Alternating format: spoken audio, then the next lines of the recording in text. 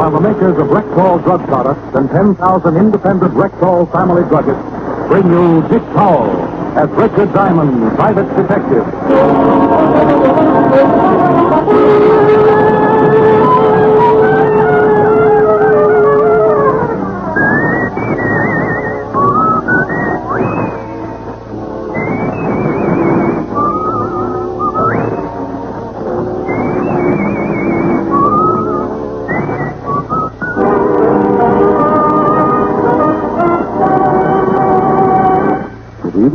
This is your Rexol family druggist.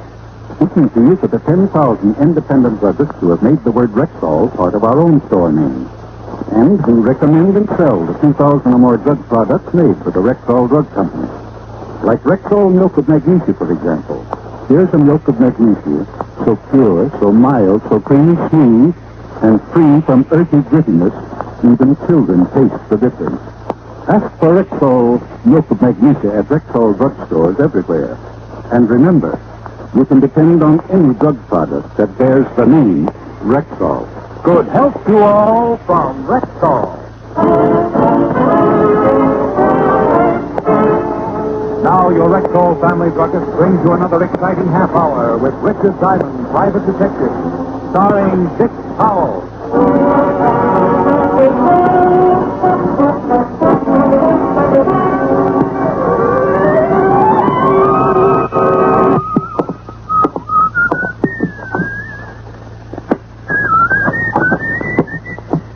Well, hello. Mr. Diamond?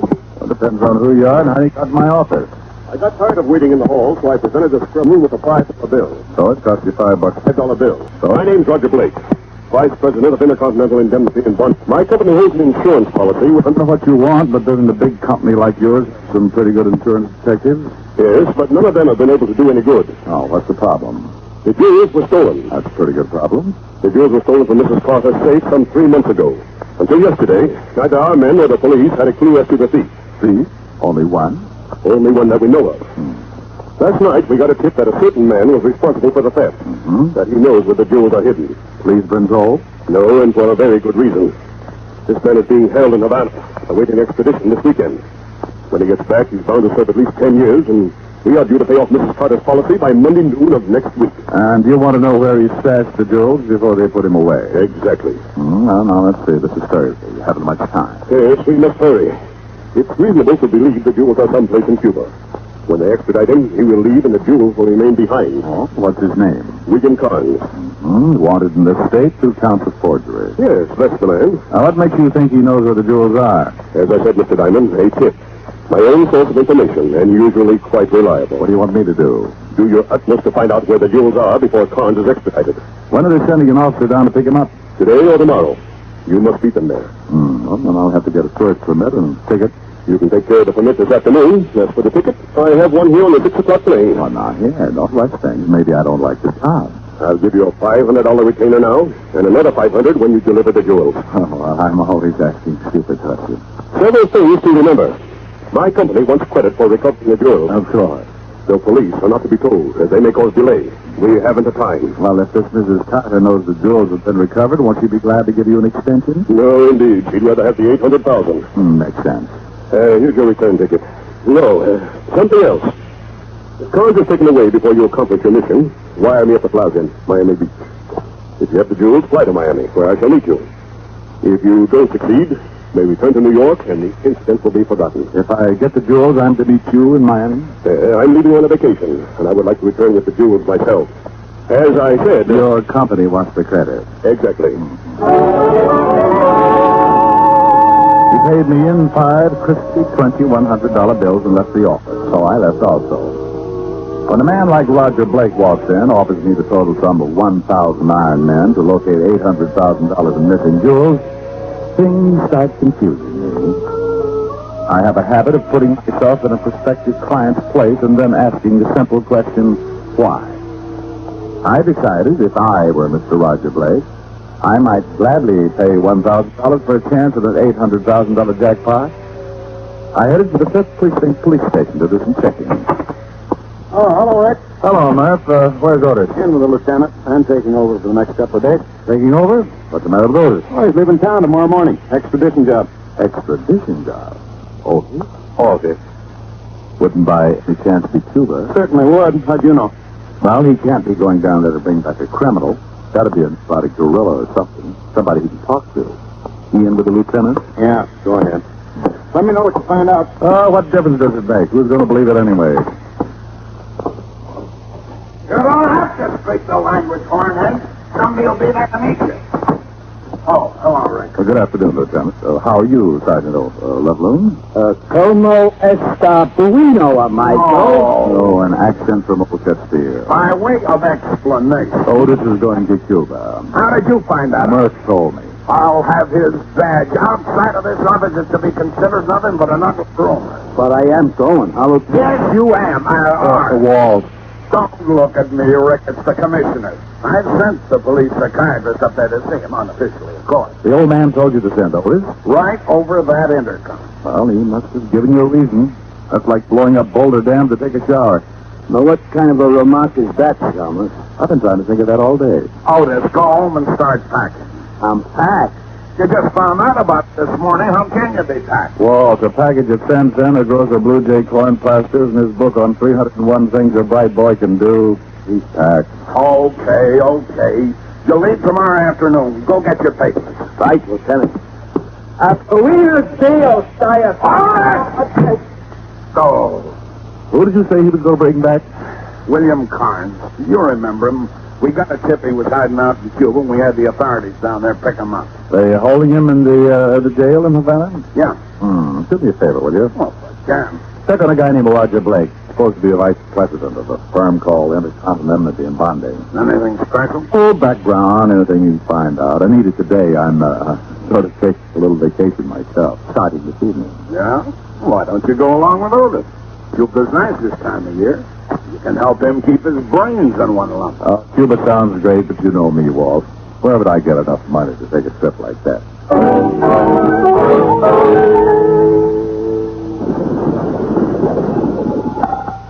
Diamond talking. Walt, nothing wrong with Roger Blake, Rick. The vice president of the bonding corporation, like you said, married once, wife died 4 years ago. Has a brother somewhere in the West, William Blake. Nothing on him. What else? Well, let's say, vacations in Florida every year about this time. Used to be in charge of the Cuban office of Intercontinental, whatever that is. And you working for him? You're getting nosy now. Well, he's got a good record. Gambles a lot when he's down in Florida, but who doesn't? How about his financial statement? Not bad, not good. He's got about $15,000 in the bank. Okay, thanks. I'm in a rush, Walt. Well, have a good time. You'll hear all about it.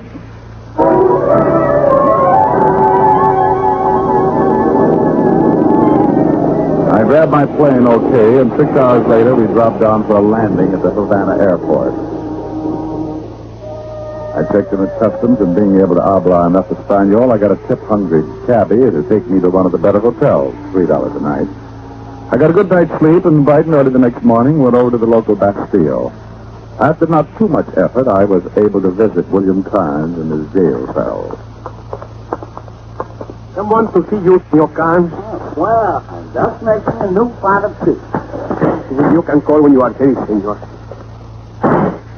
Hello, Carnes. You the cop come down to take me back? No. I understand he won't be here until late this afternoon. Well, who are you? Seems to be no privacy even in jail. Name's Diamond. I'm a novelist. Oh, yeah? Yeah, I was in Havana, and I heard you were going to be extradited. I thought you might have an interesting story. I'll bet you did. I understand you're wanted for 2 counts of forgery. Oh, you do, huh? No story? No story. Okay, pronto, move, or I stick you again. I move. Hey, what's going on out there? I don't know. This is your Carnes cell. Bueno, amigo. Bueno. This is his cell. What do you want? What's the idea of the knife? I want you out of this lousy jail, senor. The idea of the knife is to slit this pig's throat if you do not open your cell. You will open it now? See, I open it. He held the knife at the jailer's throat while the door was open. He was dressed in what used to be a white Panama suit. He stood about 5 feet 4, weighing in around 200. On his feet, he wore sandals that looked like he'd stayed up nights drilling holes in them. On top of his head, covering his shaggy black hair, was a straw hat, and stuck in his fat lip was a long black cheroot. Between the smell of garlic and cigar smoke, I began to feel what it might be like to come face to face with a bilious dragon. Senor Carnes, vámonos. Who sent you? Hey, friend. You go now, Ponce. Oh, look, fella, You go too, senor. If I had time, I would let everybody out. I don't get your angle, but I'm not squawking, okay? Thanks. Then, now, you'll get in the cell, jailer. Senor Diamond, you'll run us through, huh? That's exactly what I did. I don't dicker with a dirt. I had a .38 under my arm that could have caused a lot of trouble, but I wanted to try and tail Carnes. Knowing that the law was on the way to picking up, Carnes might just head for the jewels and try to get out of the country. I went out of that building like a homesick jackrabbit, and I lamped Carnes ducking into a building about halfway down the street. The sign over the door read, Eduardo's Havana, Brooklyn Cafe. Made me feel right at home, so I slowed down to a sprint and went in.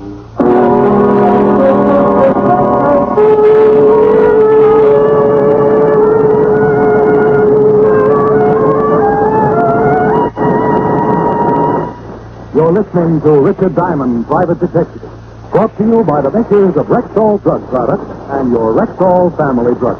And here he is. Whenever warm weather rolls around, people start talking about air conditioning, and I start talking about the air-conditioned aspirin tablet. You mean Rexol aspirin? Exactly, ma'am. Well, why do you say it's an air-conditioned aspirin tablet? Well, it's the extremely low moisture content of Rexol aspirin that makes it break up so quickly. And in order to keep it that way, Rexol aspirin is compounded in specially sealed air-conditioned rooms, where the humidity and temperature are kept at ideal levels. That's one reason why Rexol aspirin, when followed with water, disintegrates even before it reaches your stomach. Well, that's good enough for me. And it's good enough for 10,000 independent family druggists, too. Quality like that is what we're talking about when we tell you can depend on any drug product that bears the name Rexol.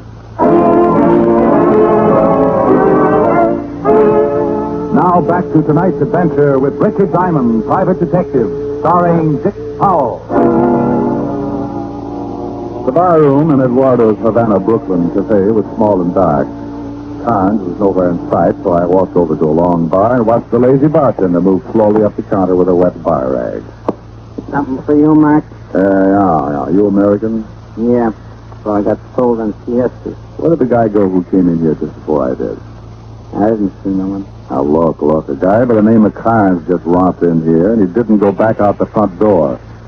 Are you going to tell me where he went, or I'm going to fix it up so you take your siesta early? You know, friend, I got a bunch of bottles back here. Good. Line them up. I'll see if I can shoot the corks out.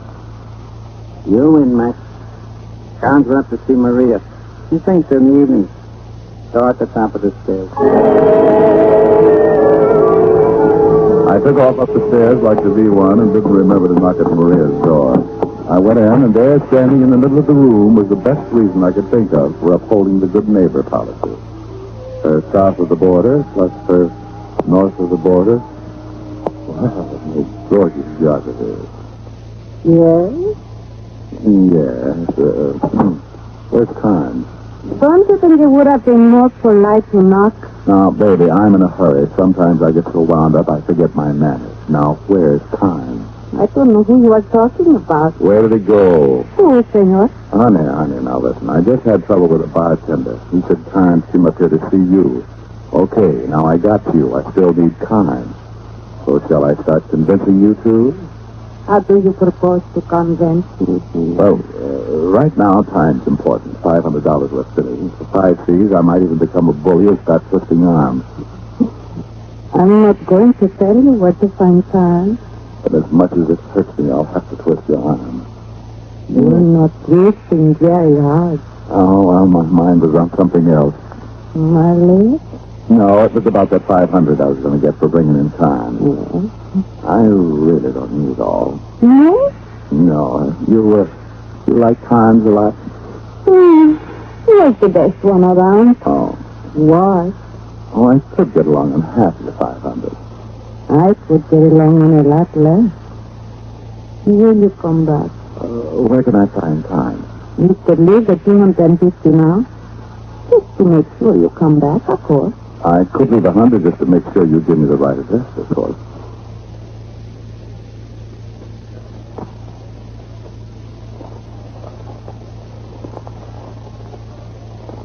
Número 3, Avenida Porteria. Oh, thanks. Forget 200. That's all. When you come back, you can bring everything. I may be bald. I think my hair just caught on fire.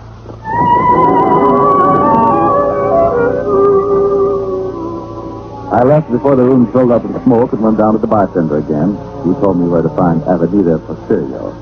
The back entrance to the cafe opened on it. It was a dead-end street. A half block down, I found a narrow tree, a hired building all slumped down. I quietly tried the door. Finding it locked, I not so quietly braced myself against the far wall and took off like an erratic car driver. I had to make it full the first time I hit it. It did, and I sprawled in just in time to see Carnes die for a dresser drawer. He stopped cold and he saw the 38 in my hand. Okay, don't shoot. All right now, Happy Fingers. I won't unless you get too frisky. For a rider, you're carrying a funny tool. Yeah, and it writes in lead on all 6 cylinders. Where's the stuff? Now get with it. You know about... Yes, I know about the jewels. Come on, now give. Well, can't we make a deal? There's 800,000 in cash, see? Right here in the depot. You can get at least 500 grand at a cent, and 250 is yours. Oh, my itching palm. Why did you think that to happen to me? Do not worry about it, senor. What is it?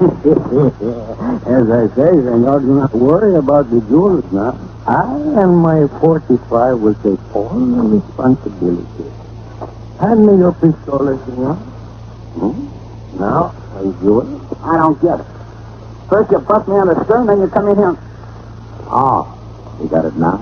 He springs me and I bird dog him to the jewels. Well, I did not know what you would lead me to, senor, but I am one happy man to turn out to be this. Pick them up and put them in my hat, senor. Fat boy, you said a friend sent you to get Carnes out. No, not my friend. Friend of Senor Carnes. I think he had good reason for wanting him out of jail, so I followed. I am smart, right? I'd be rich now, very sure, senor. Oh, here you are. Exactly. I don't think you should come after me for a while. You look pretty good, huh? Adios, senor, and once more, sir. Carnes and I both went to the gun in that dresser drawer like a mace to the gin bottle. It was bargain day in Klein's basement until Carnes decided to pick up a piece of the metal bedpost and start me on the siesta habit.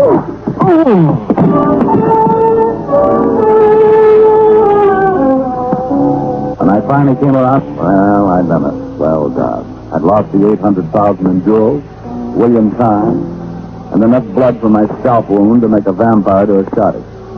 I stumbled out of the building and put in a call to the plaza in Miami. Before I could shake a maraca, Mr. Roger Blake was on the pipe. Yes? Mr. Blake, this is Diamond. Yes, Diamond. I was in touch with the party you sent me to see, and took me to the item you wanted me to get hold of. Well? A big bundle of garlic, speaking broken English, and carrying a pistol is now in possession of the item. You mean you had, and you let someone take them away from you? Yes. So there's something bothering me. I wonder who gave you that tip. Maybe they tipped the Cuban wino who swiped the item from me. That way I can locate the guy and maybe still earn my other 500. Well, get the whole thing, Diamond. What? Keep the original 500 and go on home. Just forget everything. You understand? Yeah. Goodbye, Mr. Blake. I really didn't understand much, except that a very bad smell was beginning to creep over from Denmark and land in Havana. I couldn't put my finger on it, but something was really wrong. I thought the thing out and then put in calls to all the ticket offices in Miami and got the answer I wanted. United Airlines in Miami said a Mr. Roger Blake had booked passage and was due in Havana at 5 that evening. I was waiting at the airport when Mr. Roger Blake, as big as life, stepped down from the big transport, and I trailed him out to the cab stand. He climbed in a hack and took off with my cab right behind. Blake's cab reached the outskirts of town and stopped on a dirt street, fronted by Adobe building. I had my cab pull up a safe distance behind and got out. Blake went up to one of the buildings and knocked on the door. Someone let him in, and I went around back to find a way to get in. I found it in the form of an open window. I could hear voices coming from the front of the place. Well, I'm certainly glad to see you, Senor Blake. Can I get you some Bacardi or something? You can stay right there and tell me where they are, Juan Guglielmo. I slipped quietly in and started moving in their general direction. It was thick dark. So I made like a bat, feeling the walls and hoping I wouldn't bump into something. Through a crack in the door, I could spot two people, Mr. Roger Blake and short, fat, and dangerous himself. I want the jewels, Juan. So do I, Senor, and I do not give them unless you want to pay me for it. I've already paid you well. To get Senor Parents out of jail, okay, I did that. Well, and I warn you. No, you do not warn me, Senor. I don't scare of you. That's when I heard it. Some copycat who climbed in the same window I had was heading to the front of the house. While Juan and Blake continued to argue, I ducked into the shadows to the side of the door and waited. I didn't have to wait long. Gillette snuck William Times, and in his hand was the 32 we'd wrestled over earlier. He poked the muzzle of the gun into the room and went in after it. Roger Blake turned to meet him, and for the first time I saw the gun in Blake's hand. They both froze, keeping their sights on each other's record. Juan took on a swamp alligator smile and sat down to watch. Well, William, I am so glad to see you again. I'll bet you are. Better drop the gun. My dear, He is your brother. Senor Parents is your brother. We don't brag about it. especially when one of us is a cheat. And the others are no good double-crossing louse. You get the police that I was in them. What do you say? Hey, if you're brothers, how come your name's Parents and your name Blake? I changed mine a long time ago when I got into some trouble. I didn't want to ruin my beloved brother's reputation. Senor Blake got a good reputation. He hired me to get you out of jail so that diamond fella could follow you. He said nothing about the jewels, but I knew Senor Blake when he used to work in Havana. You could not trust him. Rat. I hire one to do a job for us, see? Senor Parents had the jewels. Half of them were supposed to be... Mother looked me up and asked me to steal. Oh, sure, I swiped them and forgot to split. So what? Well, you got it, Parents, I think. Oh, it's for nothing. Little mistake. One who has the jewels, and I am not giving to anyone. Well, I might as well get in on this. All the options free. Carnes turned and tried his luck. I thought the bullet part my head and hit the linoleum. Carnes was aiming again, but he forgot to figure three things. His brother's nasty disposition, and the gun his brother was aiming at him. Carnes took the slug right around the belt line and went down like a punctured zeppelin. He must have cut his spine in two because he folded up the keep. Then Blake decided to add me and play for a pair. And just as he started to squeeze the trigger, I saw Juan reach back to his collar. His arm hissed down in the blurred half-arc. And before Blake could nail me, he was trying to squirm away from the 10-inch knife that made a gory pattern between his shoulder blades. I grabbed his gun quickly and covered Juan. They did not love each other, these two. I threw pretty good, eh? Yeah. Thanks, Juan. I suppose you're going to want the jewels too, aren't you? That's right. Would you consider what you call the partnership? Afraid not. And the jewels? Turning him over to the constabulary. Oh, senor. That's the truth. Okay. And me? Well, you killed man. Well, I say you're alive. I'm not the police, so I can't arrest you. And I would think a long time before I'd shoot a man who saved my life. Oh, you would? But I warn you, don't try to make a break for it. Oh, I think I got to. I do not want to stay in jail. The jewels are in my heart. I leave them in the middle of the floor. Adios, amigo. Come back, Juan. Stop her, I'll shoot. Miss. Well, Maria will understand.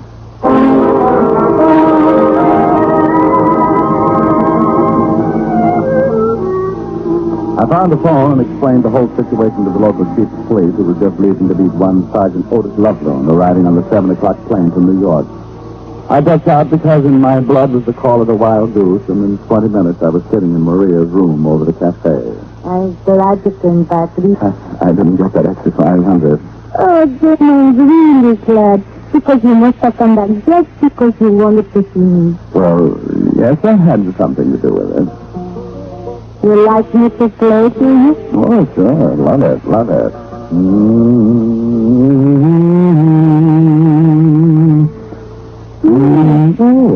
love it. Bésame mucho. Each time I cling to your kiss, I hear music divine.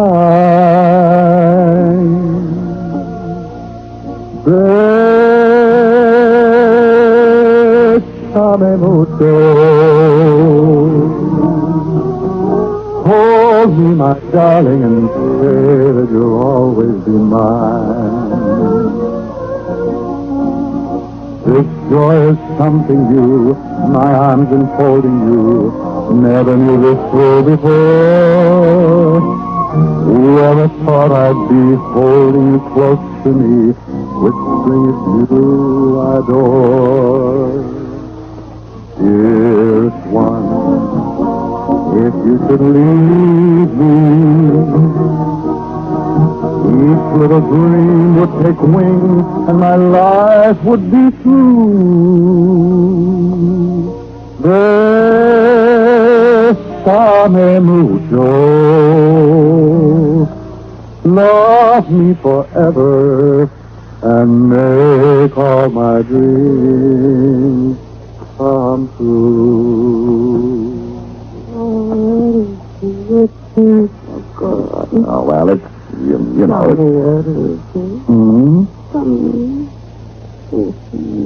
Oh, well, the reason for the ears twitching is quite interesting. It seems that when I was very young, Isn't there too much light in here? You see, I have a terrible fear of light. Masdophobia, they call it. Well, I... Oh, no. Come on, family, fire up. Oh, no. Otis. Who is it? I know you're in there. Let's rush you down. Goodbye, dear. Call him, will you? His name's Loveloon. You fire up off, Diamond. Will I see you again? Not if you don't call him. Goodbye. Goodbye.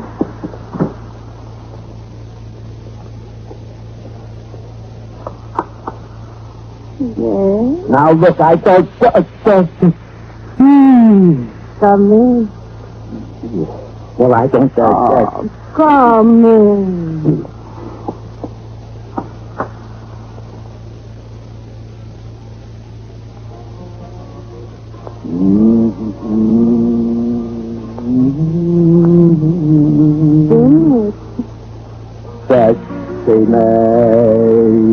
Sexy macho.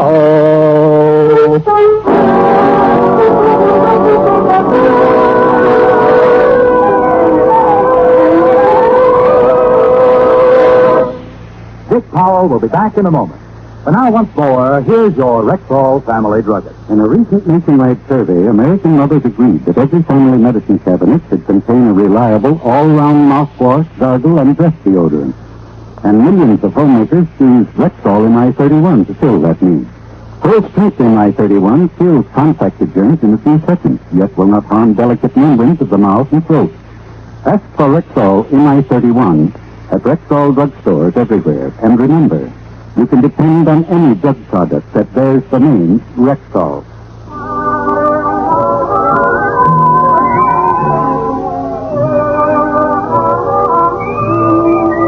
Ladies and gentlemen, this is Dick Powell.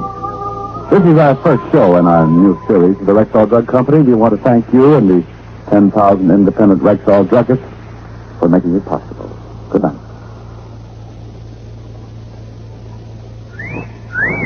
Hiya, beautiful. Get lost, Bristlepuss. You need a shave. But I have shaved. What else do you want me to do? Silly boy, she wants you to go Stag. Go stag? But why? Because Stag is Rexall's exclusive line of men's good grooming aids. Like Stag brushless shave cream. No fuss, no massage, just smooth it on and presto, you get a clean, close shave. Your face stays smooth and whiskerless all day long. I'll do it. I'll go stag. That's it. Join the Stag line now at Rexall Drug Stores everywhere. Yes, to make girls care. Go stag. This is NBC, the National Broadcasting Company.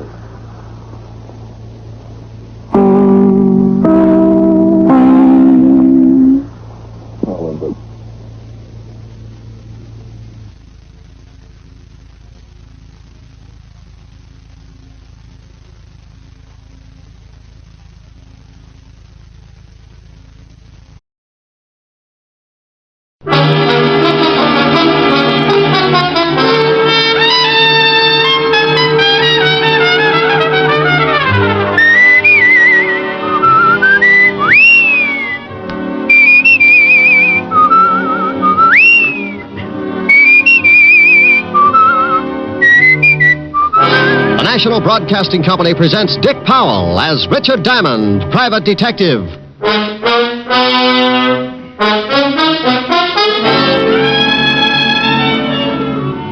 All right, Shamus, hand it over. Let's have it. Have what? I ain't got time to play games. This time you gotta believe me. This time I'm unhappy, so hand it over. You're not making it very easy. I'm gonna make it a lot tougher. How much tougher can things get? You'd be surprised. I've waited a long time for this. Well, I guess everything comes to he who waits. You won't have to wait anymore. You know something? I don't mind killing you at all. Here's another exciting half hour with Richard Diamond, private detective, starring Dick Powell.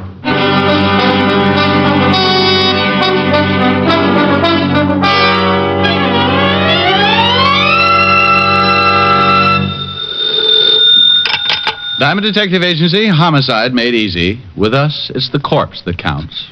Oh, I just don't think I'll ever get used to it. Hi, Helen. Hi. What are you doing? Right now, nothing. But I've been considering a few push-ups or something just to keep my heart going. I've been sitting behind this desk so long my blood doesn't circulate anymore. It just lies around in puddles. Oh, Rick. Morning, Mr. Diamond. No, hold it a second, honey. Morning, Phil. Who's Phil? The postman. Oh. Special delivery for you. Return receipt on it. Here, sign right here. Sure. Okay, there you are, Phil. Okay. See you later, Mr. Diamond. Yeah. Rick? Yeah, yes, dear? Well, what is it? Hmm? Well, what did the postman want? Well, wanted to give me a letter. Oh? Special delivery. From the City Hall. Oh, must be important. What does it say? Let's see. It says, Mr. Richard Diamond, address, so on and so forth. Here. Dear sir, you are hereby notified that under the laws of this state, you can be called...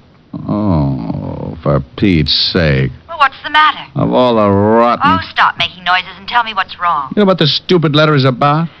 I've been trying to find out. I, honey, have got to report to the police commission and get examined. Oh, Rick, have you caught something? Dear, in this state, the commission can call in any private detective and give him a test to find out whether or not he can still qualify to keep on operating.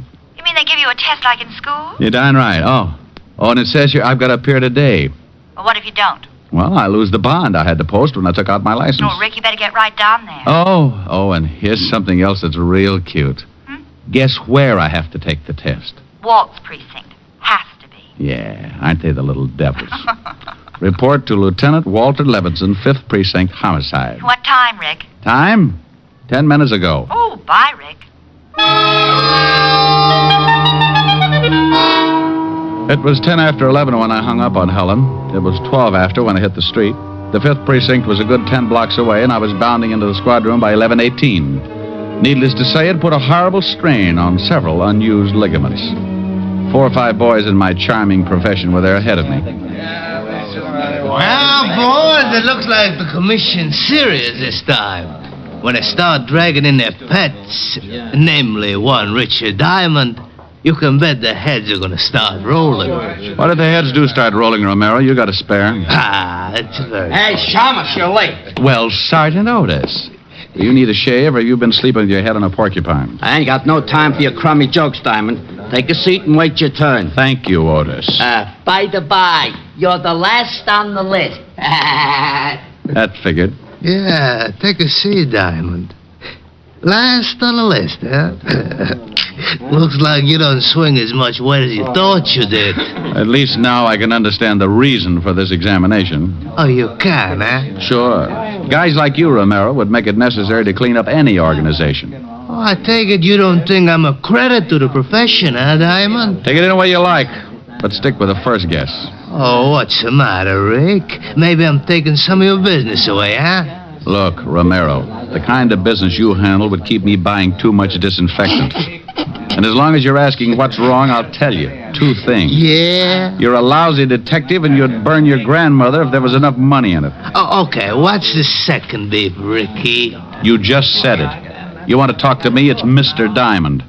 You slip again, and I'll put your jaw in a position so you won't forget. Is that right? Oh, get out of my way, Romero. Oh, sure, Mr. Diamond. Hey, Rick, can I see you a minute? Yeah, by all means, see your friends and have a good talk about me. Oh, what is it, Alan? I just thought you might be more comfortable over here. I would have called you sooner. I was kind of hoping you might lay one on Romero. Oh, I'd love to bust his face up.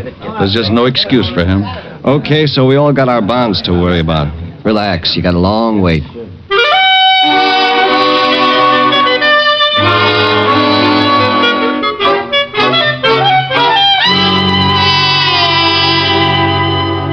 Okay, Diamond, it's your turn now. Not really. Go on in. Sorry you had to wait so long. Thank you, Sergeant Otis. You're very kind. If I'd waited any longer, I'd have been numb. And don't ask me where. Now, come in, Rick. Bring your slate pencil. Yeah. Sit down, Mr. Diamond. In a nice, soft chair? Oh, I'm afraid I couldn't do that, Lieutenant. I've gotten so used to that bench outside, sort of grown to fit it, you might say. Oh, now, Rick, I'm sorry, but there was nothing I could do about it. Mr. Diamond, Lieutenant. Huh? Oh, yeah. I hear you've been giving that to a lot of people lately. Otis tells me you and Pat Romero had some kind of discussion along those lines. Why doesn't the government stick Otis out on the beach somewhere and use him for radar? Let him look for flying saucers. Rick, there's no sense in acting like a child. The name is Diamond. Since when? Since 2 hours of solid sitting, Lieutenant. Okay, Mr. Diamond. Unfortunately, the commission set this thing up, Mr. Diamond. I had nothing to do with it, Mr. Diamond. As for your waiting, there's enough hard feelings about your relations with this department. If I put you at the head of the list, Mr. Diamond... shut up. Lieutenant. Lieutenant, Mr. Diamond. Mr. Diamond. That's better. It certainly is. Here's the first half of the examination paper. You'll get the second half later. Write the answers to these questions. How long have I got? Take your time. Still mad? Yeah. Oh. So for the next 30 minutes, I wrote. I wrote and Walt stewed. It was something I could always count on with Walt, and being my best friend, he never had been able to get used to it. I looked up and caught him a couple of times, looking out of the corner of his eye to make sure I was getting them right. Don't misunderstand, Walt would never give me the answers. He'd just cough or blow his nose or something to show me I wasn't on the right track.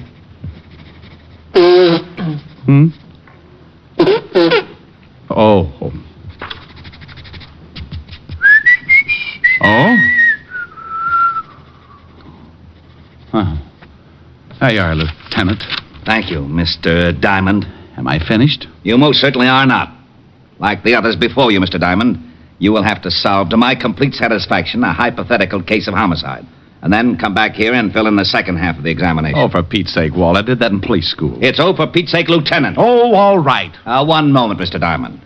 I'll get the man who's going to give you the test. Otis.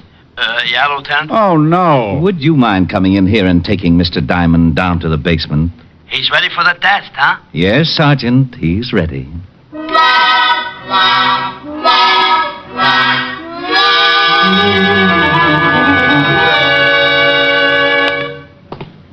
Now, there's a dummy in that room there, Diamond. You sure leave yourself wide open, Otis.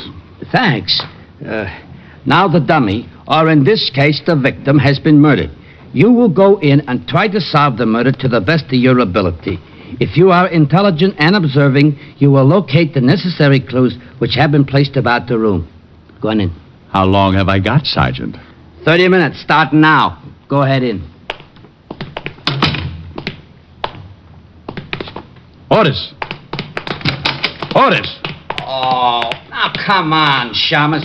You ain't gonna tell me you solved it already. No, Otis, I ain't. But there's something I think you should know. Yeah, what? There are 2 victims in this room. And I hate to be the one to tell you, but I'm afraid one of them isn't really a dummy. What do you mean? One of them is a body, and it's very dead. Get the lieutenant.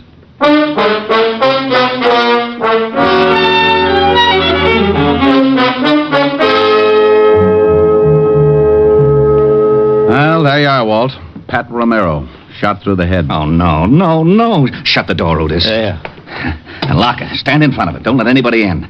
How did this happen? How did Romero get shot in my department? Oh, what'll the commissioners say? Lieutenant... You shut up. Walt, relax. Will you take it easy now? Oh, sure. Relax. Take it easy. When the commissioner hears about this, I'll have a lot of time to relax on a beat in Flatbush. Look, Walt... And the newspapers. What's going to happen when they get wind of this? Listen, Walt... Private detective shot in lab room of 5th Precinct. Homicide.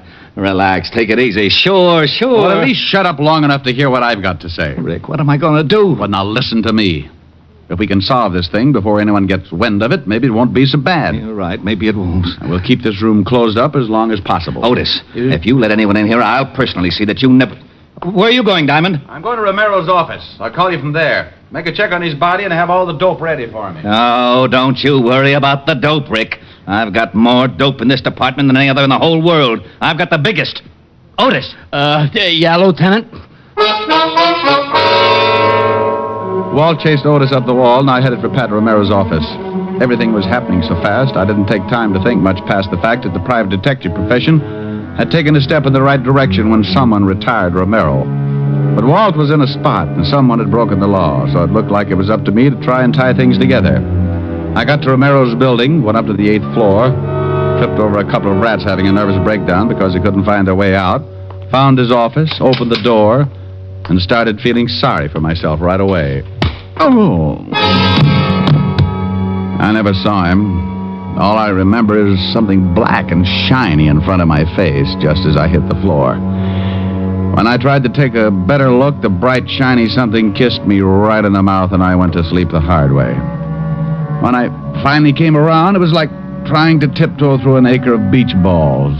I stumbled a couple of times, spit out a little blood. Very little, because the way I felt, there couldn't have been too much left. When I finally got around to a normal way of thinking, I perceived two things. It was still daytime, and the office of one Mr. Pat Romero, deceased, was a wreck.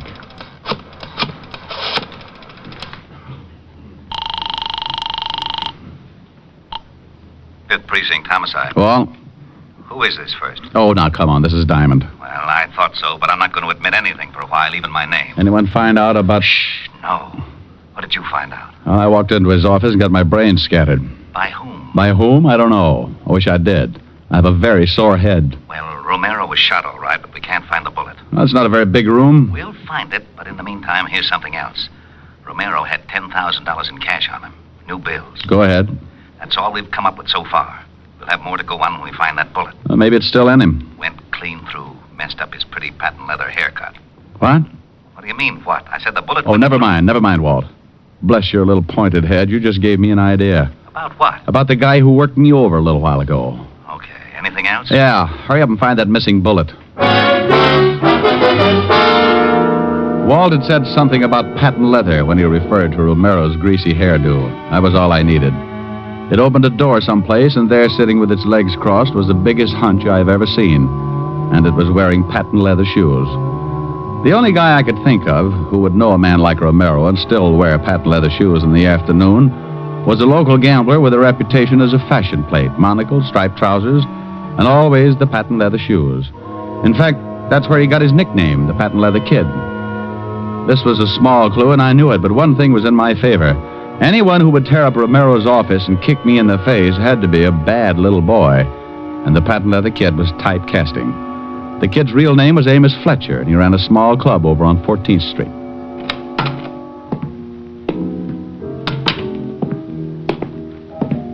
Oh, I'm sorry, my friend, but the... Well... Hello, Fletcher. I was going to say I'm sorry, my friend, but the place isn't open until 6. I got a few questions. Come back at 6. Fletcher, I'm a little unhappy right about now. You answer the questions like a good boy, or I'll kick you all over the place. You mind if I call a few of my boys to watch? If you like. Tell them I got a .38 under my arm that goes off when I get excited.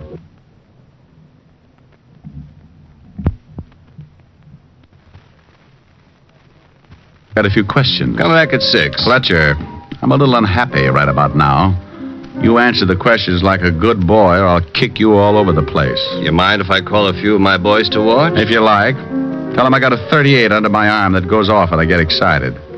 Tell them I sort of lose my head when I get kicked in the mouth and don't get the answers I want. I think you better believe me. So you got kicked in the mouth? Yeah, by a pair of patent leather shoes, just like yours. I had nothing to do with it. You know a guy named Romero? Romero? No, I don't know a guy by that name. Where were you an hour ago? Right here. I have a couple of friends to prove it. We were playing cards, canasta. Okay.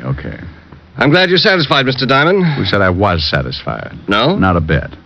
Well, what about this Romero? He got himself shot. Badly? As bad as you can get shot. Well, Shamus, that's a chance you boys take. Maybe Romero would have lived longer in another racket. Think about it, Shamus. I'll think about it, Fletcher. I'll think about it a long time. Good. Let me know what you decide. You'll hear about it.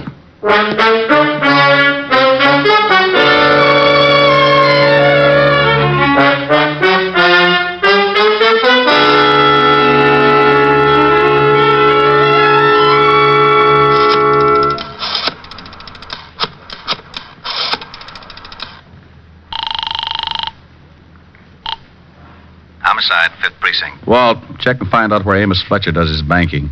See if he's made any big withdrawals lately. The patent leather kid? What's he got to do with it? Just check. Okay. What about the bullet? Have you found that yet? No. Oh, swell. Did you find anything else? A bunch of stuff in Romero's wallet. What? Oh, driver's license, social security number, some business cards. Card from a real estate office that might be important. Why should it be? A notation on the back. Says call Miss Crockett about new lease. Date after that, yesterday. New lease? Romero has an office. Wonder what this new lease is. Why don't you check? Crockett Real Estate, Lexington Avenue. Bye. Au revoir. What?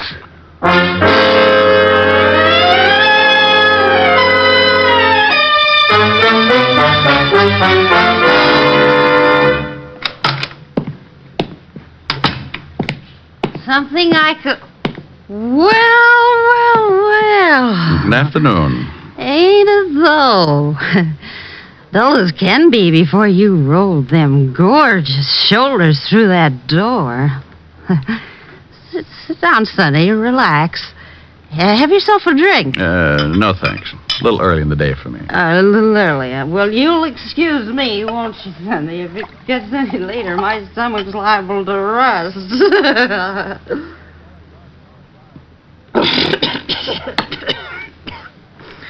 Get it? Yeah, all over me. What's your name, Sonny? Uh, Gotta know, if I'm going to sell you some real estate. Play football in school, Sonny? Figures. Oh, look at them shoulders. Look, sweetheart. Huh? What did you say? I said, look, sweetheart. Oh. Why?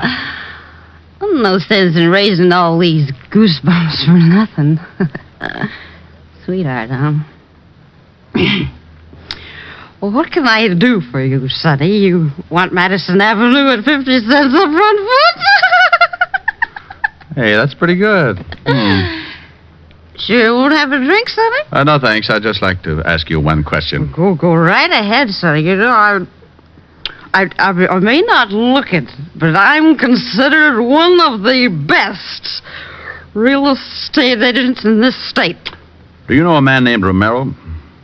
Sure, I know him. Did you just rent him some offices? Yep. Signed the lease yesterday. A whole new suit of offices over on 46th Street. 46th Street? Where on 46? Oh, right there. Say, are you a cop? What makes you think that? Oh, I don't know. Romero's offices are right across from the police station. The 5th Precinct. Sonny, you bother me. You're too nervous. Now, why don't you just sit down and get comfortable and we'll What talk... building are the offices in? Carson building on the 4th floor, but why don't you just take it easy, Sonny? Thanks, sweetheart. Oh, you devil, you.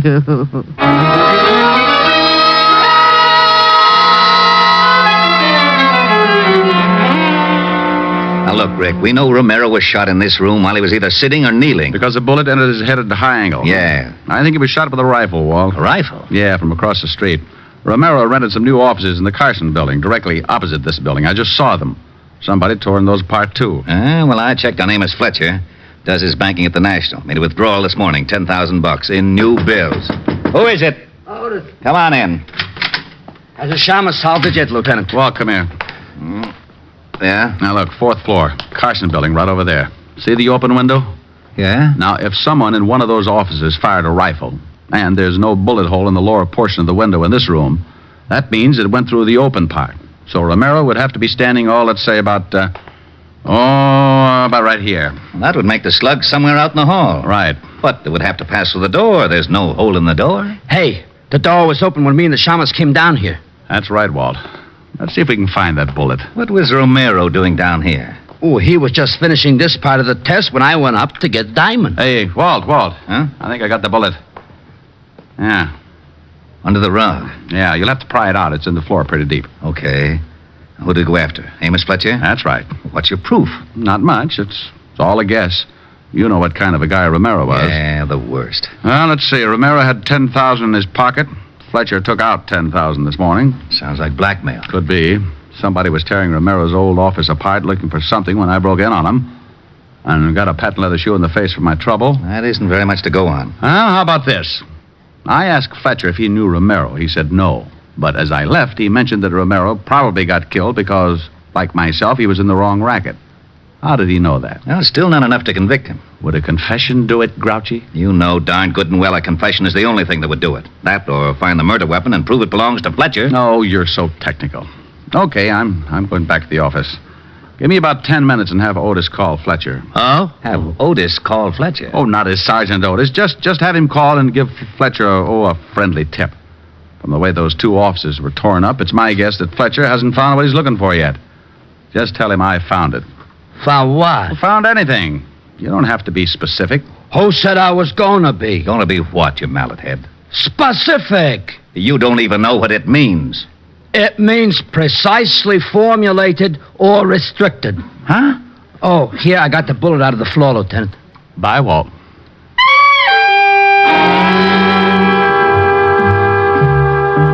I left the precinct and headed back for Broadway in my office on the corner of 53rd. I knew that Amos Fletcher, the patent leather kid, was the boy we wanted. But whether or not he'd fall for the gag was a matter of luck. Luck is a big part of my business. So I went to my office and sat on behind my desk to wait. In case Amos Fletcher showed up, I wanted to be sure to be able to hold up my end of the conversation. So I took out my .38 and put it across my knees. Diamond Detective Agency. If you've slaughtered a dozen, no difference to me. 1 or 50, it's the same old fee. What kind of a remark is that, Shamus? What kind of remark did it sound like, Sergeant? I ain't got time to answer that. I called Fletcher. Good. What did you tell him? Well, I was pretty good, as a matter of fact. I disguised my voice like this, and I says, Amos Fletcher, and he says, yeah. So I says, just a little tip I thought you might want to know about. Richard Diamond has got that which you has been looking for. He found it in Romero's new offices. How was that, Shamus? Brilliant change of voice. You think it'll work? Put down the phone. You hear me, Shamus? You think it'll work? Hang it up. Hey, Diamond! Oh, that's better. All right, Shamus, let's have it. Have what? I haven't got time to play games. This time, you've got to believe me. This time, I'm unhappy, so hand it over. You're making it pretty tough, Fletcher. I'm going to make it a lot tougher. Oh. Oh, now, isn't that a pretty big gun to be carrying around? It's a little big, sure, but it does everything I want it to. Mm-hmm. A German Schmeischer, isn't it? That's right. Put a stock on it, and you could shoot it like a rifle. I'm going to count 3, and then I'm just going to shoot it. Now, why don't you be smart and give me the stuff? Let it ring. It might be a paying client. It might. Let it ring. You shot Pat Romero from his new offices across the street from the 5th Precinct, didn't you, Fletcher? Is that what you say? Yeah. What was he doing, blackmailing you? You gave him $10,000 sometime today. You know, you're talking yourself right into a long box. Why did you shoot him in a police station? I paid him the $10,000 and he handed me the stuff, and I thought it was a McCoy. I went back to my office and started checking through this stuff. That phone's gonna bother me! There. You checked the stuff back in your office and you found out it was phony. You got worried, went back to Romero's offices. He wasn't there. He was across the street in the 5th Precinct. You spotted him through the window and shot him. That's right, Shamus. I saw him talking to a cop and figured he might be spilling his guts. I waited until the cop left and I nailed him. Now give me the stuff. You'll have to believe me, Fletcher. I haven't got it. Don't give me that. I got a tip. Sure you did. That was Sergeant Otis from Homicide. You're crazy. Am I? He said, just a little tip I thought maybe you might want to know about. Richard Diamond has got that which you has been looking for. What did Romero have on you? Some records. You know something, Diamond? I don't mind killing you at all. Drop it, Fletcher. What? I got Walt. Fletcher. How is he, Walt? Pretty bad. I didn't know you had a gun, Rick. Neither did Fletcher. Diamond! Yeah? Phone for a doctor. Hurry! I'll do it, Rick. Hey, who tore this phone out of the wall? Fletcher got tired of hearing it ring.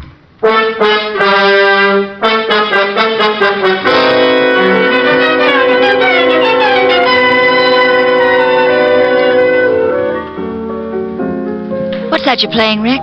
Oh, it's an old thing. Oh. Yes. Hello, Helen. This is Walt. Yes, Walt, he's right here. Thanks, dear. Hello, Walt.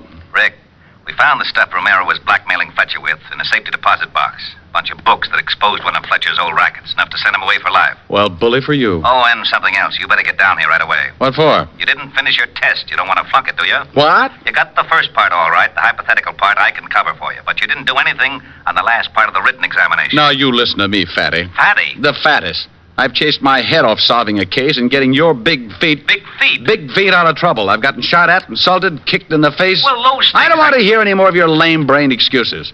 You just fix it up for me, and I'm going to go in and drop a few subtle hints to the commissioner about his nasty old lieutenant. You wouldn't. Oh, but I would. What did you say? Oh, what am I going to do? What am I going to do? Take the test for me. Fill out the answers yourself. Cheat. Cheat? Cheat. But... Oh, that's what you always say. Now, what were we talking about? Oh, honey, you were asking me about this little old song. Pretty. What is it? Oh, well, give a listen. Oh, how I miss you tonight. Miss you when lights are low. Oh, how I need you tonight. More than you'll ever know. Each moment though we're apart, you're never out of my heart. But I'd rather be lonely and wait for you only. Oh, pal, how I miss you tonight. Okay? Oh, it's very pretty. Shall I? Might as well. Yes. May I please speak to Mr. Diamond? Oh, my goodness, Rick. Walt? Yes, but look out. Oh, all right. Hello. You passed, Mr. Diamond, 99 out of 100. 99 out of 100, Which one did I miss? The last one. I knew you wouldn't care, so I let Otis fill it in for you. No. Yes, the commissioner wants to see you tomorrow morning. Why? What was the question? To what department does the cleanup squad belong? Well, what did Otis write for an answer? The Department of Sanitation. Tomorrow at 11, Rick. Au revoir.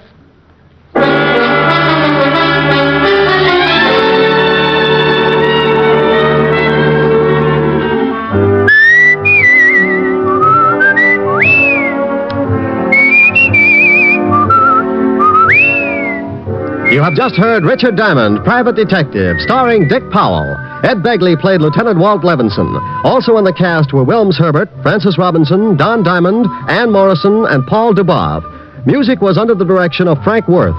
Today's show was written by Blake Edwards and directed by Russell Hughes. Dick Powell currently may be seen in the motion picture version of the best-selling novel, Mrs. Mike. This is Eddie King inviting you to be with us next Sunday at this same time when we will again bring you Dick Powell as Richard Diamond, Private Detective.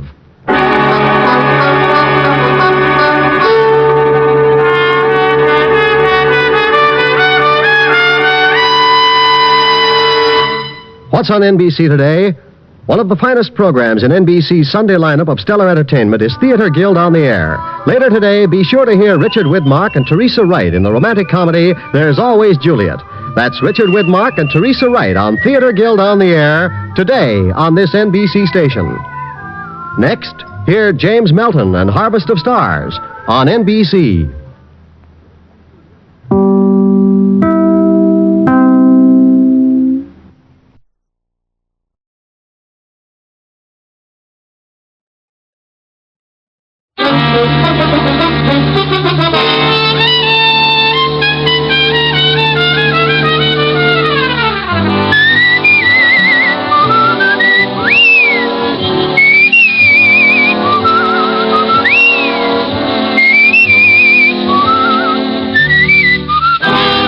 Dick Powell as Richard Diamond, Private Detective.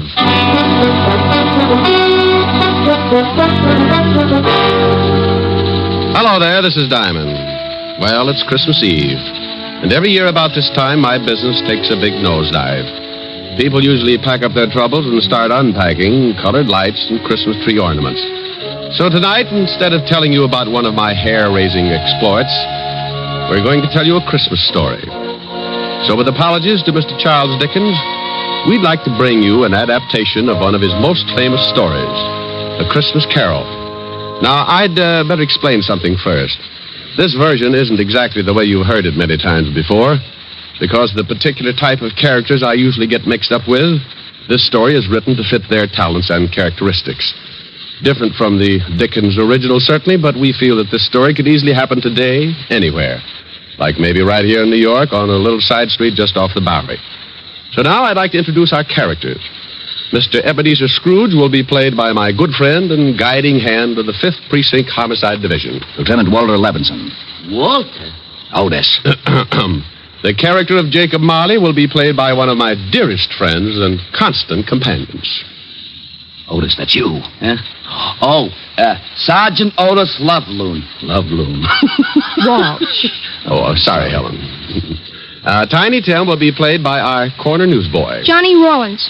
Tiny Tim's mother will be played by my red-headed gal friend. Helen Asher. The rest of the characters will be played by members of the 5th Precinct Police Station. Officer O'Reilly. Officer Lund. Officer Lefkowitz. Sergeant Miller. The music will be furnished by the 5th Precinct Police Band, directed by Patrolman Worth. And now, our version of the Christmas classic, Charles Dickens' A Christmas Carol.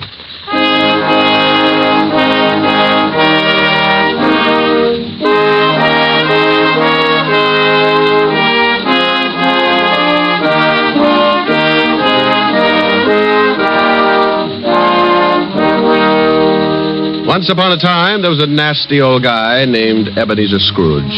He was nasty, all right. He didn't like anything, except maybe all the dough he could get his hands on. Scrooge had a little business that he started with his partner, Jacob Marley. The outfit was known as Scrooge and Marley Loan Company. But one day, poor old Marley just up and keeled over. So the boys along the big street gave him a nice funeral, and old Scrooge took over the business. Well, Marley had been dead for 7 years, and Scrooge lived alone in his little room over the office. And for a hobby, he hated everybody. He had a young guy working for him by the name of Bob Cratchit. Bob had a wife and 4 kids and made just enough to make ends meet. Scrooge used to ride him all the time. When it got so cold the polar bears complained, Cratchit would turn on the little heater, and Scrooge would say, Cratchit, what do you think you're doing? Turning on the heat, that's what I'm doing. My fingers look like popsicles. Well, I don't care if they come in 6 delicious flavors. Every time you turn on that heater, it costs me money. Business is not good, so get back to your work and turn off the heat. Oh, now look, Mr. Scrooge, I'm freezing. This pen ain't guaranteed to ride under ice. I tell you once more, get back to your work. Okay, Mr. Scrooge. I don't know why you worry about business. Why not just put up a sign? Turn the joint into a skating rink.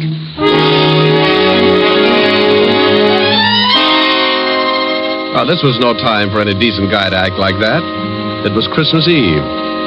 Along about 5 o'clock, into the office came Scrooge's nephew, Fred. Well, Merry Christmas, Bob. Oh, Merry Christmas, Fred. You get back to your work, Cratchit. Okay. Yeah.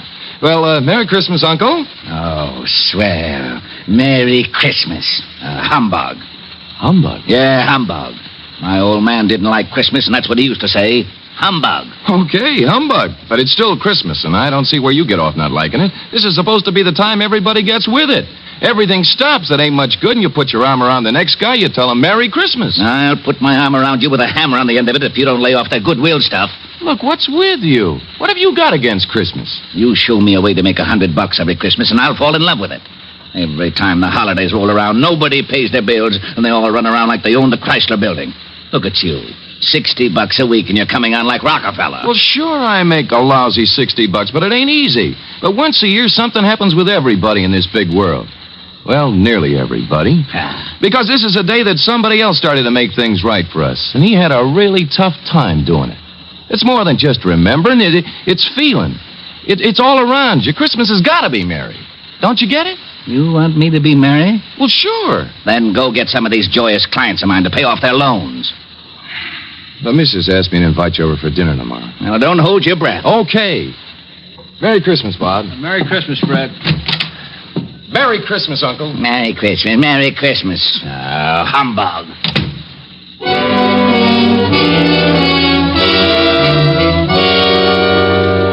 Late that evening, Scrooge went upstairs to his room, the room where Jacob Marley used to stay. It was dark in the little hall, and when Scrooge reached for the door, he looked up at the big brass knocker and saw...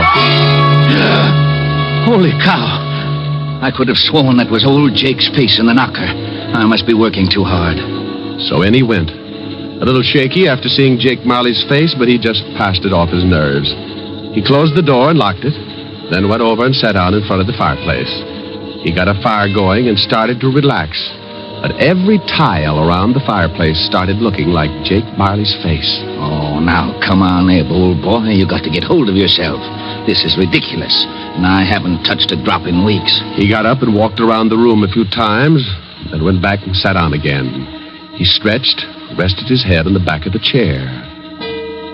From somewhere a bell started chiming, and Scrooge sat straight up in his chair. He heard something else, too. Something from downstairs. What the... Oh, now, what is that? What's going on? Who's that? Come on, who's out there? Then all of a sudden it came right through the wall. Marley! Jake Marley. Oh, no, no. I got to stop eating lobster. Oh, it couldn't be. Hey, what's with you? Who are you? Jake Marley. Who else? You're dead. The deadest. But nevertheless, Jake Marley. His ghost. You're very sharp today, Scrooge, old boy. I don't believe it. You got eyes, ain't you? Yeah, and I got a bad stomach, too. That's who you are. Nothing but a bad case of indigestion. You don't think I'm a ghost, huh? Okay, maybe a good scare will change your mind. Whoa! Oh, no. Stay away from me. I believe you. Sold on the idea? Yeah, but why do you got to come to see me? Regulations. Every man is supposed to live his life and help his buddies. If he don't do it while he's alive, then he's got to do it after he kicks off. Oh! Now, stop that. Hey, what's with all those chains and things you got wrapped around you? Oh, these? Well, this here chain is like my life. Each one of these links is something I did wrong. But why do you have to hold it around with you? Why don't you check it someplace? Scrooge, old boy, when we was in business together, I never took time out to do any good.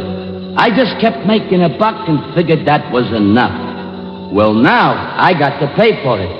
I got to haul his chain around and try to make up for all the things I didn't do when I was alive. But why come to me? Because you're going to end up just like me, unless we do something in a hurry. Now, I haven't got much time, so you better listen. Oh, I don't want to be like you. I'll listen. Okay. You're going to have 3 visitors. You're going to be haunted by 3 spirits. Oh, no. It's the only way you can keep from being like me. When you hear that bell strike 1, the first one will be here. Well, I got to be going. You won't see me again, but you remember what I told you. So long, Scrooge, old boy. Your goosebumps can relax now. After the ghost took off, Scrooge just refused to believe it. Nuts. It's ridiculous. Humbug. Then he climbed into the sack and was soon snoring up a storm. When Scrooge awoke, it was still dark, and the bell from the church on 53rd Street was striking 12. He laid awake listening and thinking to himself. Oh, just a dream. Ghosts. Bah! Finally, he dropped off again and slept for about an hour. Then the big bell struck 1. 1 o'clock and I don't see no ghost. I knew it was something I ate. All of a sudden, a big light flashed in the room. The first of the spirits stood before him. Oh, Jake was right. Are you the first spirit that Jake said would come to haunt me? Yeah, you know it. Well, who are you? Me? I'm the ghost of Christmas past. Yeah? How long past? You're past. Come on, we're going to take a walk. Oh, where are we going? Just relax. I'm running this tour. Oh, well, let me get my pants. You got 'em. Hey, they're on me.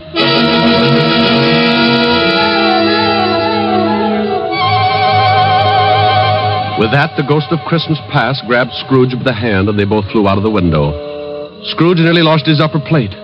But before he could yell for help, he was standing in front of a dirty, ramshackle old tenement building. You know where you are? Sure, I know where I am.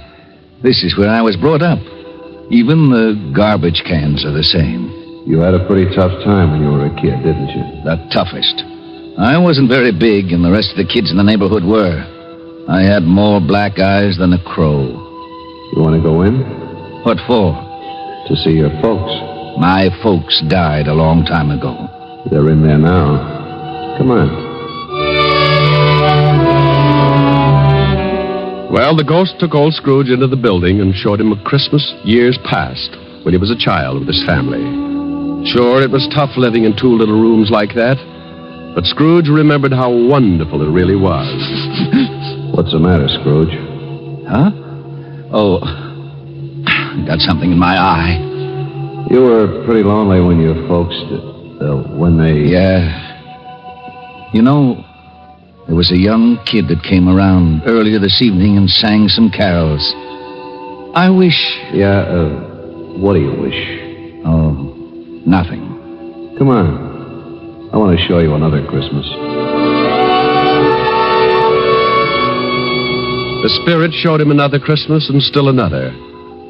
And you know, no matter how tough Scrooge remembered his childhood had been, it always seemed that Christmas was wonderful. Then the spirit took him to a building down by the river where Scrooge got his first job. He went inside, and seated behind a desk, Scrooge spotted... Fezziwig! Well, I'll be darned. It's old Fezziwig alive again. And there's Dick Wilkins. He was a good boy. We got along great. He liked me. Okay, everybody, it's Christmas Eve. You can knock off and have yourself a good time. You better lock up, Dick. Sure, right away, Mr. Fezziwig. And don't look so unhappy, Ebenezer. It's Christmas. Come on home with me and tear into a big turkey. All locked up, Dick? Yes, sir. Ready, Ebenezer? Yes, sir. Okay, let's go and have Merry Christmas, you two. Yeah. Merry Christmas, Mr. Fezziwig. Mr. Fezziwig. Merry Christmas.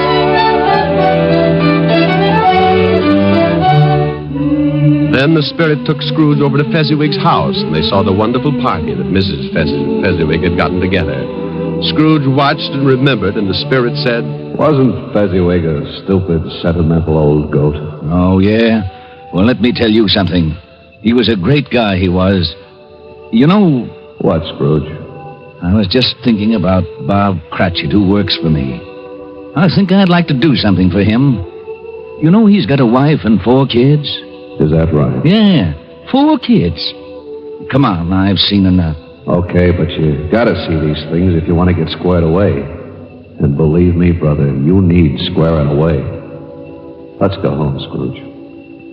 Before he knew it, Scrooge was back in his little room, and the spirit was gone. Scrooge was pretty beat, and he climbed into bed and dropped into a heavy sleep.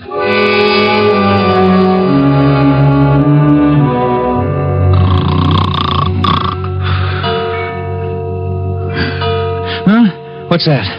It's 2 o'clock. Hey, that light in the other room. I got burglars. Hey, Scrooge. Scrooge, come on in. Who's that? What are you doing in the other room? Come on in. Take a look. It's pretty nifty. Hey, what is this? What have you done to the room? It looks like Macy's window.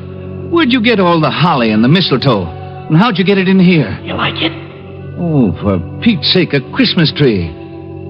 Who are you? The ghost of Christmas present. Now, don't tell me you don't like the way I fix things up. I work pretty hard. Oh, the second ghost. Okay, take me wherever you want to go, but believe me, the next time I try the train. Come on, let's go.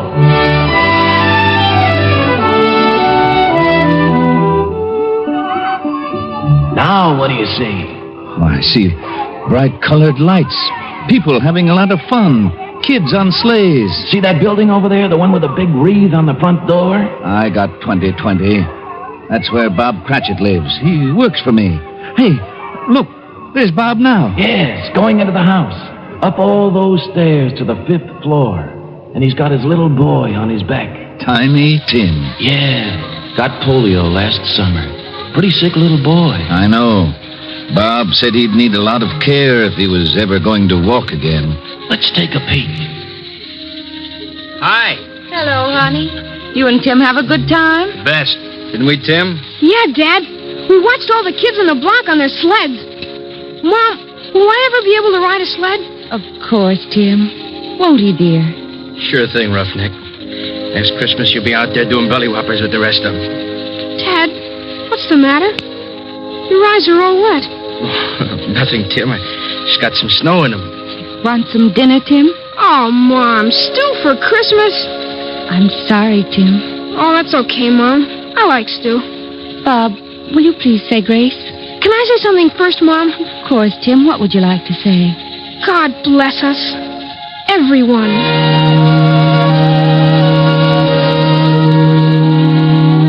What's the matter, Scrooge, old boy? Got some snow in your eyes, too? Tell me something. Well, sure, if I can. What about Tiny Tim? Oh, can't say for sure. But if his old man makes enough money next year to get the right doctors, little Tim will get along just fine. But times are tough, aren't they, Scrooge? Yeah.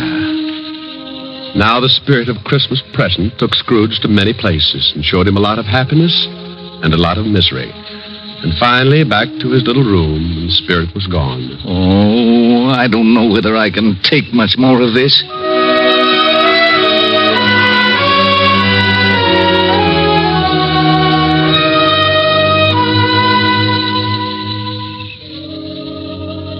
Then the new ghost drifted in. This was the worst yet. He was really done up for haunting. He was all dressed in black with one arm sticking out and pointing right at poor old Scrooge. This was the last one of the spirits. Scrooge's knees sounded like castanets on a reducing machine. Okay, you don't have to tell me. You're the ghost of the Christmas that hasn't come yet.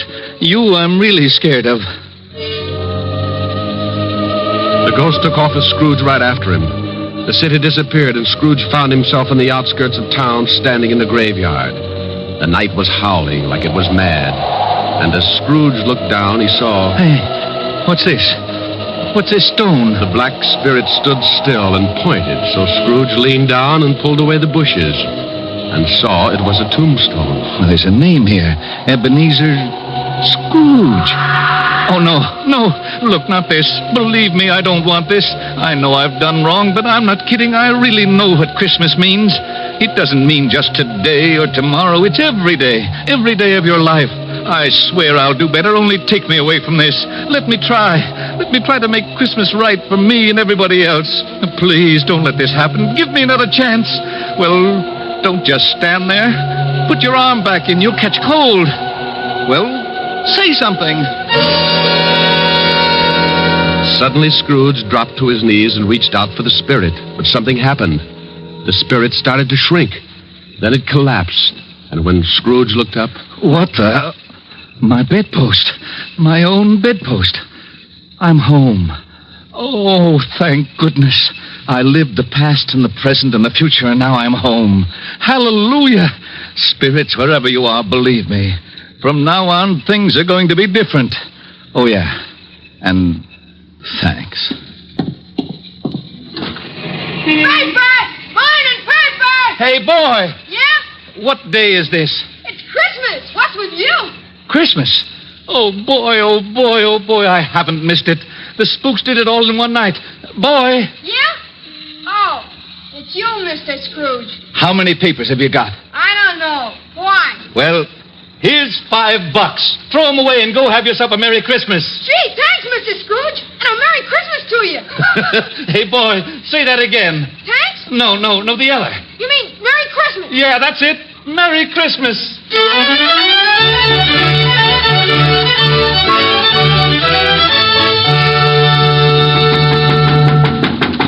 Okay, I'm coming. What's the matter with you? Can't you see the store's closed? Look, mister, this is... Ebenezer Scrooge. Merry Christmas, Barney. Huh?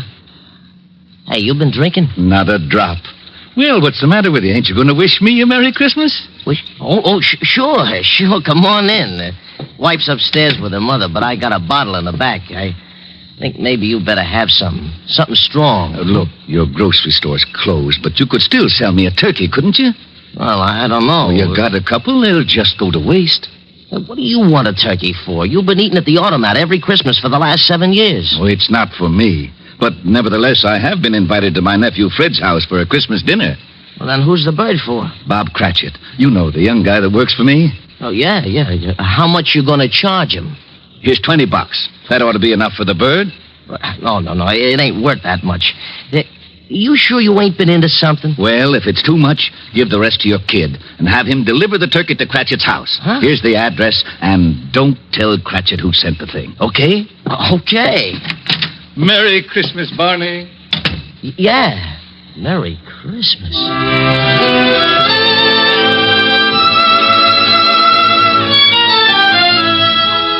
Well, old Scrooge went back to his rooms and took out an old blue suit out of the mothballs. He shook it out, put a few creases in it, and went out into the street. The old boy was really with it. Everybody he passed, he greeted them with, Merry Christmas. Merry Christmas. Merry Christmas. Oh, Merry Christmas. Merry Christmas. Merry Christmas. Scrooge went to church and gave a large donation, and Father McCarthy nearly forgot his sermon. And then Scrooge went out on the street again and down into the Bowery. Oh, God bless you, sir, and a Merry Christmas. Isn't it, though? He kept walking and having a great time. Later that afternoon, he arrived at his nephew's house. Well, what the... Merry Christmas, Fred. I've come to dinner. Oh, my gosh. Here, I brought you some presents. Oh, my gosh. Now, don't thank me. It's Christmas, remember? Oh, my gosh. Next morning, Scrooge was early at the office. If he could just catch Cratchit coming in late. And he did. Bob was a good 21 minutes late. Cratchit? Oh, no. You're 21 minutes late. Yeah. I'm sorry, Mr. Scrooge. I had a big evening last night. You did, huh? You know what I told you if I caught you fancy-footing it in here late again. Okay, so I'm canned. You think you got it coming? Oh, I'm too tired to argue, Mr. Scrooge. Jobs are tough enough, and I hate to lose this one, but I'm just too tired. A raise would help, huh? That's the silliest question of the year. Then you got it. It's in that envelope. What? Yeah, and maybe after we see how the funds are, we can do something about Tiny Tim. No, I don't get it. A raise? You want to do something about Tim? I don't get it. Sure you do, Bob. Haven't you heard? It's Christmas. Now, go on home, take the day off. Yeah. Take the week off. Oh. Come back when you feel like it. Merry Christmas. Mr. Scrooge? Yeah? Merry Christmas.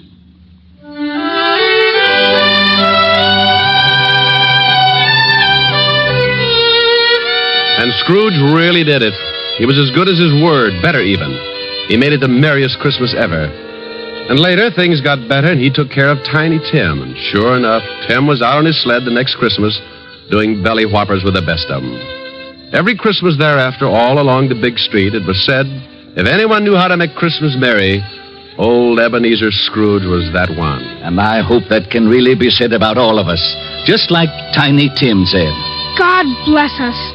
Everyone. That's right, Tim. God bless us. Everyone. Merry Christmas.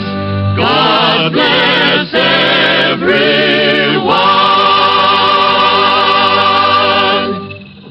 Oh, Rick. Yes, Helen? That was wonderful. Not quite the way Dickens wrote it, but it meant the same thing. Oh, you really like it, baby? Oh, I loved it. No reason in the world why old Scrooge couldn't have been living right here today. You've got the spirit, and that's what counts. How did you like it, Walt? Rick, I gotta hand it to you. It was really great. Lieutenant. Yeah, what is it, Otis? How'd I do in the play? You were magnificent, Sergeant. You know, I'll bet if I studied for a couple of weeks, I'd get me a part on Broadway. To be or not to be? That's the question. Oh, no. Now, Walt, leave him alone. Oh, sure. Monsieur Otis. Huh? Wouldst thou accompany me over to the punch bowl for a short flagon of nectar? Sure, I would. See you later, Helen. Rick? Yeah. Come on, Barrymore. Let's see if the punch bowl fits your head. Oh, aren't they lovely? You want something to eat? Hey, wait a minute. What's the matter? Listen. They're out here by this window. Come on, let's go listen. Use that carol, fa la la la la la la la. See the blazing new before us, fa la la la la la la la. Strike the harp and join the me in merry measure. Fa la la la la la la la la.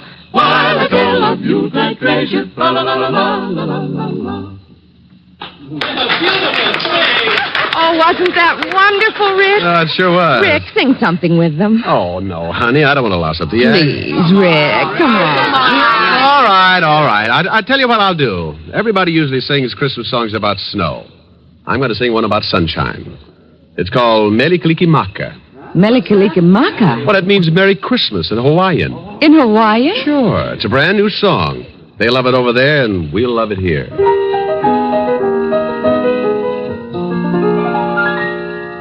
Melikalikimaka is the thing to say, and haolimaka hee-ho. That's our Christmas greeting in Hawaii, and a happy new year, too. With the hope that Christmas may be green and bright, the sun to shine by day and all the stars that night. Melikalikimaka is Hawaii's way to say Merry Christmas to you. With the hope that Christmas may be green and bright, the sun to shine by day, and all the stars that night. Melikalikimaka is Hawaii's way to say Merry Christmas to you.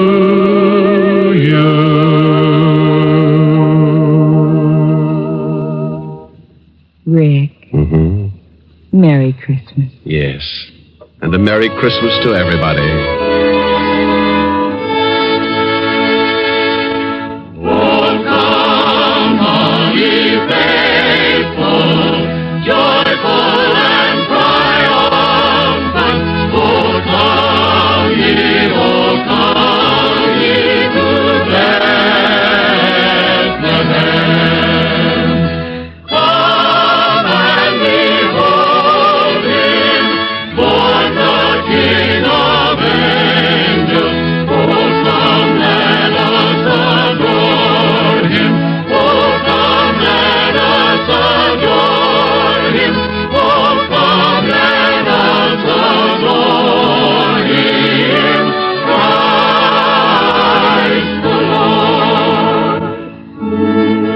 Wilkes-Barre, Pennsylvania, radio station WBRE today is celebrating its silver anniversary of serving the people of the coal country with better programming.